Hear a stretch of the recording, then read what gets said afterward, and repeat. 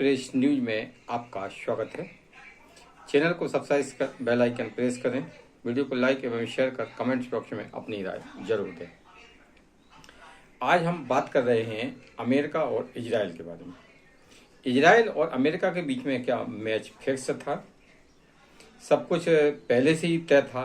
क्या दोनों देशों के बीच में जो भी लड़ाई हुई, वार हुआ, एक दूसरे पर हमला किया, ये सब पहले से फिक्स था? इसकी इनसाइड स्टोरी पहले से ही लिखी जा चुकी थी। अब ये सवाल इसलिए उठ रहा है क्योंकि अमेरिका ने ईरान की जो न्यूक्लियर साइटों पर हमला किया था, उसके बाद अमेरिका के राष्ट्रपति डोनाल्ड ट्रंप ने बड़े बड़े दावे किए थे कि उन्होंने बंकर ब्लास्टर बम से ईरान की न्यूक्लियर साइटें तबाह कर दी हैं। अमेरिका की जो ब्लास्टर बम से उन्होंने अपने कहा था कि हमने ईरान की 3 न्यूक्लियर साइटों को नष्ट कर दिया है।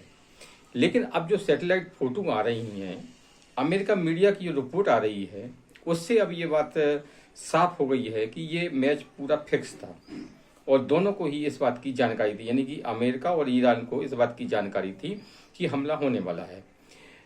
ये आपकी ईरान की जो एक न्यूक्लियर साइट है फोटो, उस न्यूक्लियर साइट की जो फोटो आई हैं, उन फोटो में आप देखें कि इस साइट पर कुछ ज़्यादा नुकसान नहीं हुआ, ऊपरी नुकसान हुआ है, लेकिन ये साइट में पूरी तरह से नष्ट नहीं हुई है। अब जो सैटेलाइट फोटो आई हैं, उसमें 3 दिन पहले की जो फोटो, मतलब हमले के पहले की जो फोटो थी, उसमें बहुत सारे ट्रक, करीबन 15-16 ट्रक इस साइट पर दिख रहे थे। तो क्या ईरान को इस बात की खबर थी कि अमेरिका इस साइट पर हमला करने वाला है, इसलिए ईरान ने यहाँ पर जो न्यूक्लियर बम बनाने के लिए जो सामग्री रखी हुई थी वो पहले से ही निकाल ली थी। क्योंकि ईरान ने भी ये दावा किया है कि उसके न्यूक्लियर साइटों पर कोई ज़्यादा नुकसान नहीं हुआ है और उसका न्यूक्लियर प्रोग्राम जारी रहेगा।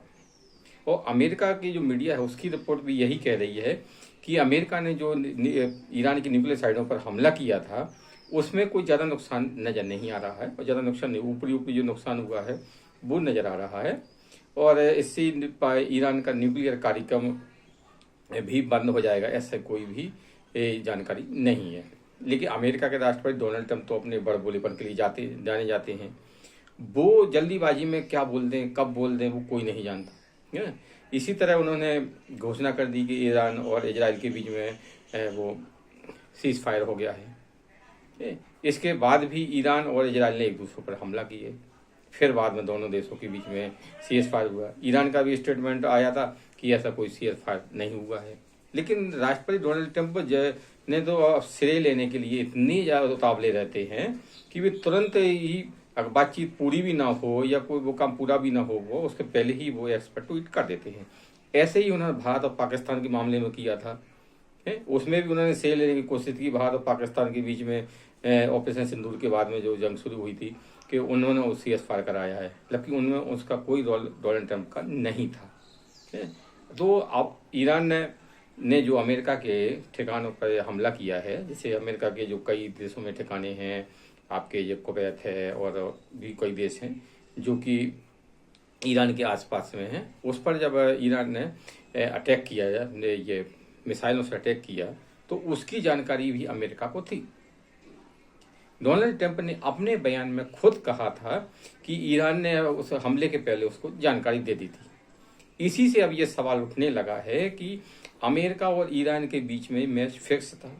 क्या इजराइल और ईरान के बीच में युद्ध विराम कराने के लिए ये पूरा ये नाटक रचा गया था कि अमेरिका ने पहले ईरान की न्यूक्लियर साइटों पर हमला किया, फिर ईरान ने पलटवार करते हुए अमेरिका के सैनिक पर जो कई देशों में सैनिक उस पर हमला किया, और उसके बाद में चूंकि ये जंग मतलब 3rd विश्व युद्ध में ना बदल जाए और इसका डर भय दिखाकर दोनों देशों के बीच में युद्ध विराम करा दिया गया।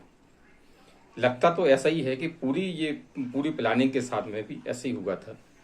लेकिन अगर हम युद्ध विराम की जो ईरान और इजराइल के बीच में सीज फायर हुआ है, तो उसके पीछे एक बड़ी वजह ये मानी जा रही है, मीडिया रिपोर्ट में कहा जा रहा है कि जैसे ही अमेरिका ने ईरान के न्यूक्लियर ठिकानों पर हमला किया, उसके बाद में रूस के बयान आया और रूस ने जब ये दावा किया कि ईरान को कई देश परमाणु हथियार यानी कि परमाणु बम दे सकते हैं, उसके बाद में अमेरिका सख्ती में आ गया, क्योंकि अमेरिका ये रूस से सीधे नहीं उलझना चाहता है। रूस के पास में ऐसे ऐसे घातक हथियार हैं कि जिनकी काट अमेरिका के पास नहीं है। इसीलिए चूंकि अब अमेरिका ने ईरान पर न्यूक्लियर साइट पर अटैक किया था और ईरान और ईरान के बीच जो युद्ध चल रहा था उसमें अमेरिका कूद गया था, तो अभी ये भी भय बना हुआ था कि ईरान की ओर से रूस भी इस युद्ध में सीधे तौर पर एंटर कर सकता है। तो अमेरिका ने क्या, रूस से सीधी टक्कर लेने की बजाय युद्ध विराम करना ज़्यादा उचित समझा, क्योंकि रूस अमेरिका पर भारी ही पड़ता।